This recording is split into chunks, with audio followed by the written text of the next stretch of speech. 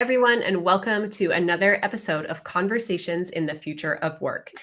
I am your host, Rachel Cossar, and I am thrilled to have a phenomenal guest and one of my mentors and champions on today's episode. We'll be focusing on leadership, the challenges leaders are facing, things that leaders might need to be thinking about, and then also things that aspiring leaders can keep in mind as they're trying to develop their own leadership qualities. And so with that, I would like to introduce Janet Macaluso, our incredible guest today. Janet, over to you. Hello, everyone. And Rachel, thank you for having me. So I'm Janet Macaluso. I am a regenerative leadership coach and business coach. And I spent 27 years in global corporate organizations. And over the great regeneration, I regenerated myself, and now I'm on my own, the founder of Learning to Lead. Amazing. It's so wonderful to have you on the show. I feel like we both went through such big transformations around the same time, and so I'm excited to, hear some of what you have to say. Great, me too. So the first question, I don't mean to start with the challenges, but I'm just curious, what are some of the challenges that the leaders you're working with are facing, and how have they evolved really over the past few years? Well, I think most people know what the challenges are. You just look around in the hybrid work in the organizations, a lot of disengagement, huge percentage of people are thinking about leaving their companies. And then you look at the world, and you are now a mother raising children, and you're thinking, how is this world going to be thriving for the next generation and the generation after that? So there's lots of those challenges going on. I've spent a lot of my years focusing on kind of cookie cutter, get the gurus in, what are the best practices?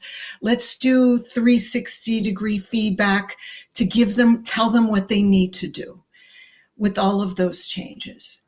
But really where I am now in my own evolution, maturity, I would say that it's not, those challenges are going to come and go. The thing I would say, the difference that makes the difference is the state of being and the quality of thinking and discernment that we bring to address with all of those challenges and opportunities that we face. That's the difference. There's no playbook. There's no textbook that you can say, oh, wait a minute, let me look this up. The challenges never existed before that we're dealing with. So how do we have presence of mind and thinking quality to address them and make the right decisions? Right. Do you feel like a playbook was ever relevant? No, I think there's some to look at, but what I see, and actually what's interesting is I have a client who is a college professor, and she says that these young students entering college, they kind of fold their arms and say, you're the expert, tell me the way. And so automatically, we often defer. If you think about it, all our lives, there's been someone older and wiser, the authority figure, telling us where to go, how to behave, all of that, what to eat. And so we automatically, unconsciously now kind of look for the answer. And what I'm trying to do now is break that kind of automatic pilot, invisible assumption we're not even aware of, and saying, wait a minute, this is new, this brand new context, brand new people I'm dealing with. Maybe I did it again in the last company, but this company and these people and this team and this context are unique in this moment. And how do we address that in this moment? That's what I'm saying is the state of being, and don't look at a playbook for the answer. Right. And I feel like, the next question will deal with AI specifically, but especially with AI tools and some of these, because I would imagine a lot of people are now turning to AI as the authority in some ways, and like, oh, well, I asked AI and AI said this, therefore it must be true. And it's like, oh, wow, no, like we all need to take a step back, as you said, and start to really think critically about our context, our situation, ourselves, and the people around us, right? Mhm. Exactly. By the way, I use AI if I'm looking for a thesaurus or I'm looking for something that I don't have to go in my books and find something short. It really is speedy, and I love that. Because it's just like one little blip to get me to the next thing. But I don't Yeah. rely on AI to replace the thinking and the quality of thinking. Because otherwise we're replacing that authority figure, the parent, the teacher, the coach, the professor, the boss, with AI. Do we Right. really want to do that? Right. Totally. And so on that note, right, like what are the benefits and weaknesses that you're seeing in terms of incorporating AI in the workplace? You know, it's funny because this week I had a call from an HR business partner, and she said, we have this high potential financial advisor. We see him moving up the ranks really quickly to be a partner. He was in a Zoom call making a sale, and he lost the sale to the competitor.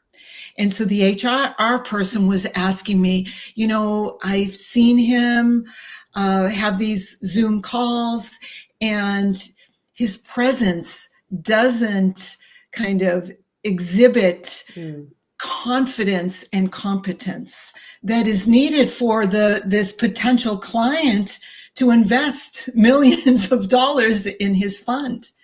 So I actually told her to see if there's a way she could get him to go to your website and take that assessment. right. Right. So I see that as a real benefit, if you will, of using AI in the workplace real time, for you to look in the mirror real time and see, I lost that sale. I didn't want to lose that sale. I have all the competence, maybe Mhm. even more than the competitor. Was there any little thing that I could have done to improve my odds? I think Right. AI comes in here. What do you think about that? Oh, totally. I mean, that's like a perfect example. And I love that example for a few reasons. I think when we're dealing with, as you said, these high potential, very talented leaders in the making, it's hard to sometimes give them feedback on things like their presence. And what we found is that using AI as the more objective uh, coach can actually help people feel a little safer in receiving that feedback, because the AI is just a mirror. The AI reflects behaviors that you're doing and says, look, you did these things.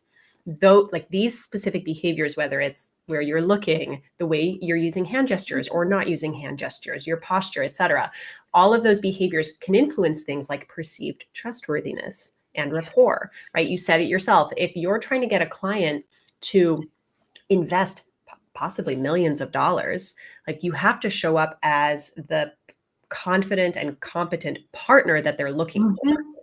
right? Absolutely.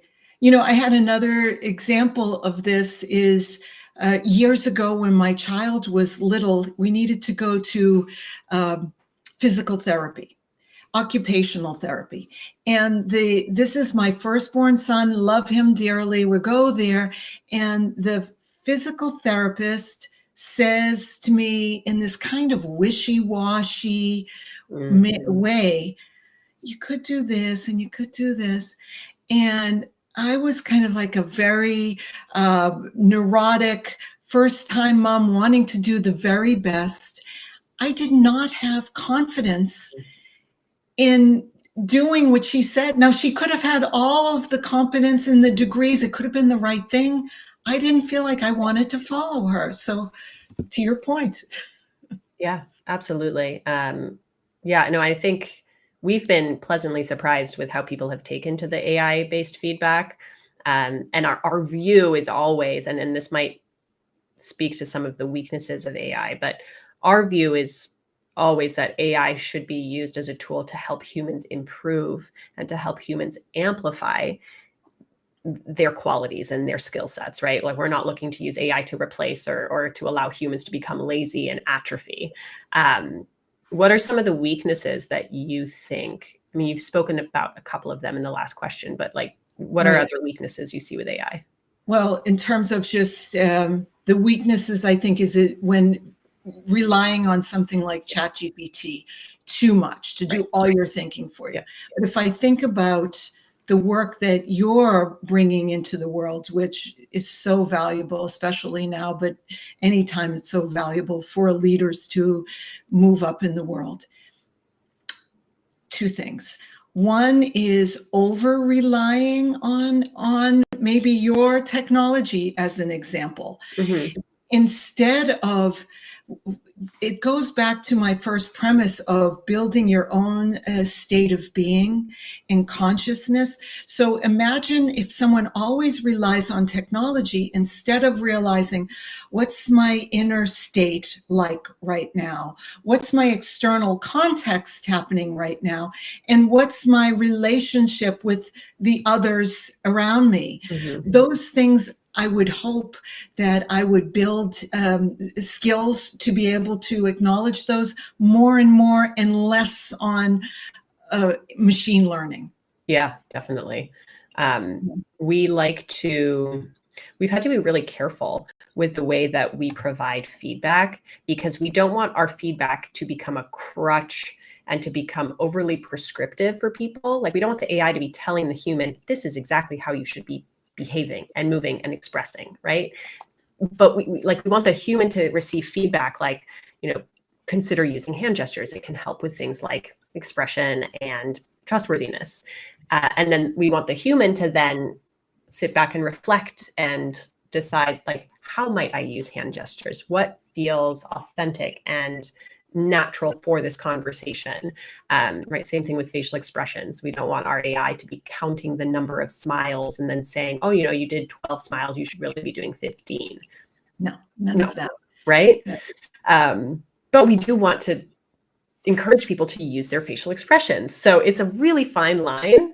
But I'm glad you brought that up, right? Like the nuance between AI replacing people's ability to reflect and integrate. Absolutely. And the other area where I think it's a watch out is I've been in charge of talent management for many years in succession planning. And what I found was that you would have someone who was maybe a very good, confident public speaker, and they would present to senior leaders. And then the senior leaders would say, this person is great. We want to promote them, da, da, da. And everyone else, or I would be thinking, wait a minute, that guy was showboating. He knew how to present in a way that would create that reaction in you. When we have these other folks who are more introverted, who are actually the foundation of the company that make it work, and you're overlooking at them because you're paying too much attention to the confidence. I don't know what your thinking is about that. Yeah, I mean, our thinking is like give everyone the tools to be able to present themselves as the capable, competent individuals they are. Like, if you're at the end of the day, communication is such a strong, critical element of your professional toolkit, right? So when you're mentioning these other individuals who maybe are a little more introverted, maybe less competent as communicators, I'm like, get those people trained. Yes. Right? Because you can't go through your professional life and expect to be put in front of clients and in front of the press as a representative of the company if you don't have that competency. Absolutely. So that's where, in the fact that you said, there's this subtle line or this nuance. Yeah. That's the edge that I was talking about when I was saying all of these challenges are happening in the world all around us. We can't find a playbook. We can't find a textbook. But how do you discern the subtle nuances? To me, that's the difference that makes the difference. Yeah, definitely. So when it comes to communication, What are you most looking forward to with like near future leaders? You know, I think I've been around doing this work for so long that I will get a little bored if I were just doing the basics. Yeah. So where I like to play in the issues that seem to surface for me and with leaders, I call them undiscussables. And the fact that they're undiscussable is undiscussable. So it might be what I think but don't say, or what I say but I don't mean, or to the work that you're doing, what I'm doing but I'm not aware of. Oh, yeah. And then if no one tells me that, or somehow I'm not able to reflect and find it out myself, those undiscussables clog up the communication system. They pile on, they pile up. And so how do you make communication flow easily? That's the area that I think is really needed. The other type of work, communications, the fun, team building, all of that, that's great. Yeah. The nuance, the hard part is discussing undiscussables. Yeah. I mean, that is such an interesting point. How do you differentiate? Like, do you think, because it sounds like some of those undiscussables are blind spots, right? Like if you're not even aware of maybe some of the way you might be showing up, or that you said one thing, but you actually meant another thing, right? Like there's a little bit of like a blind spot nature to that. Well, here's how I address it. I can think of a leader. I was in his meeting. We were walking out, and he said, and the meeting was a little chaotic. Everyone was talking over each other. And he said to me afterwards, "Did you see what babies they are? This is it. I'm not a leader. I'm a babysitter." And he was venting. Yeah. And I said to him, "Well, why don't you tell them how you feel?"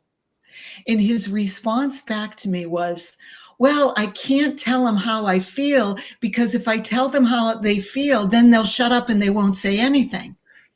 And I said back to him, "Then why don't you tell them that too?" Right. And that's the difference. He didn't realize he was withholding information, thinking that they're not strong enough to hear it. And I said, if you tell them why you're tempted to withhold it because of these reasons, you're sharing that. Because he says he wants to be an authentic leader, and he's piling and hiding all this luggage. And that's got to be the backbone to so much of this withholding of more honest, maybe harsher information, right? Is there's a lack of trust in the other side being able to handle it. Rachel, think about someone you love.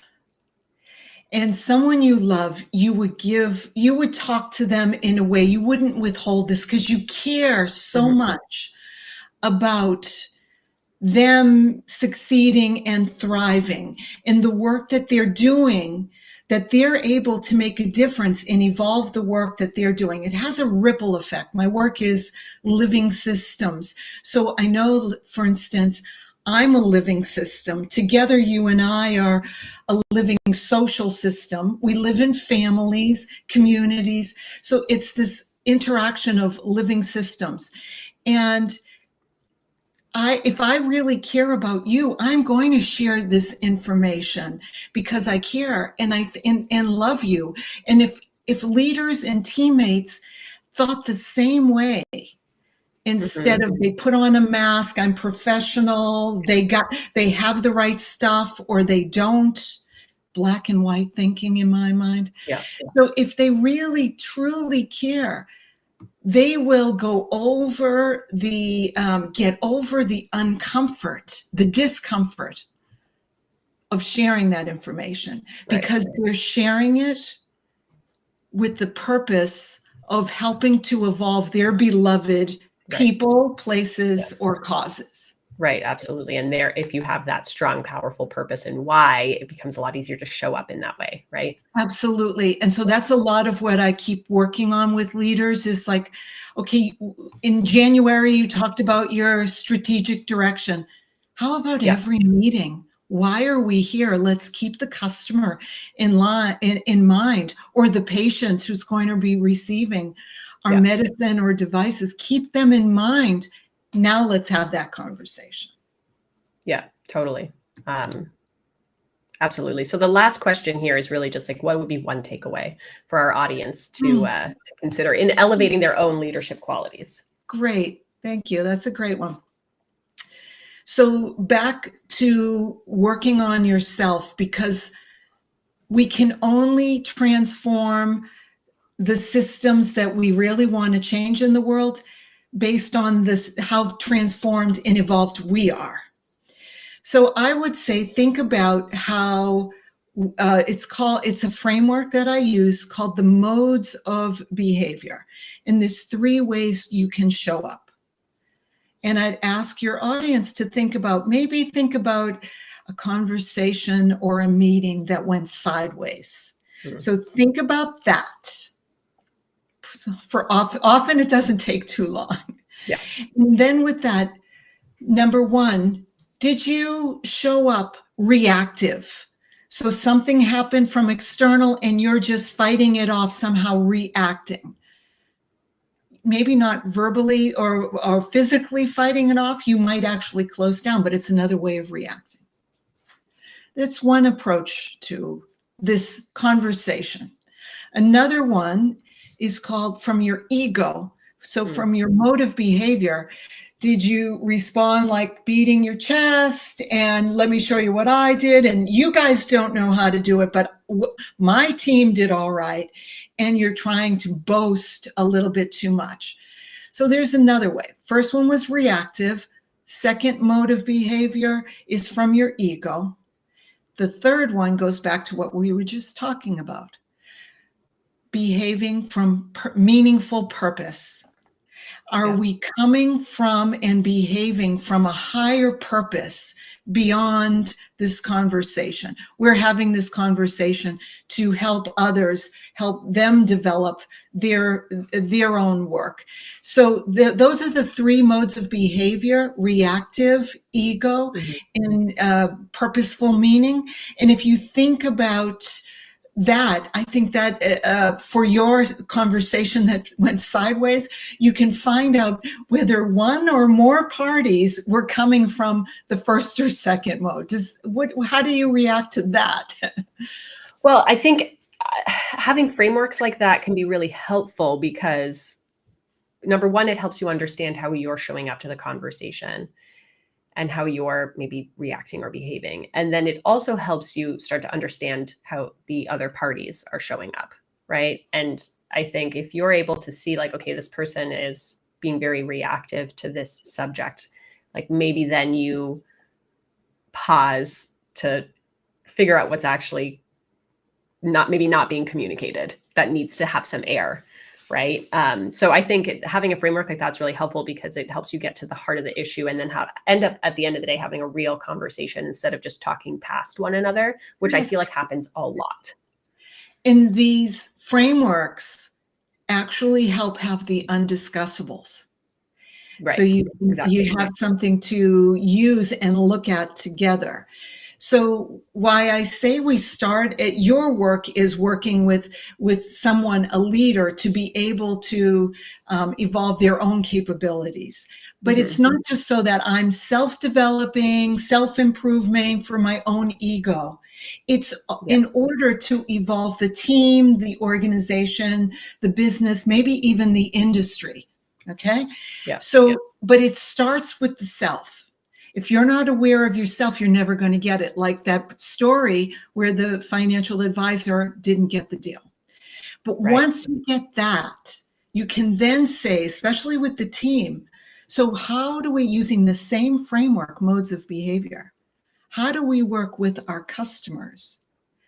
Are we reactive, maybe on pricing, because something happened in the market with the competitors and we react? or from ego, or are we coming from that meaningful purpose once again? So this is how it builds upon itself, but it starts with the self. Yeah, awesome. It's honestly so powerful. Janet, I want to thank you for showing up and sharing so many wonderful insights.